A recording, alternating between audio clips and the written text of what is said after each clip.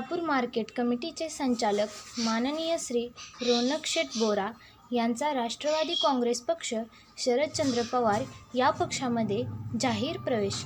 ही बातमी वृत्त संकलन केली आहे द प्राईम न्यूज एक्सप्रेस 24 मुख्य संपादक महेश कसाईत यांनी।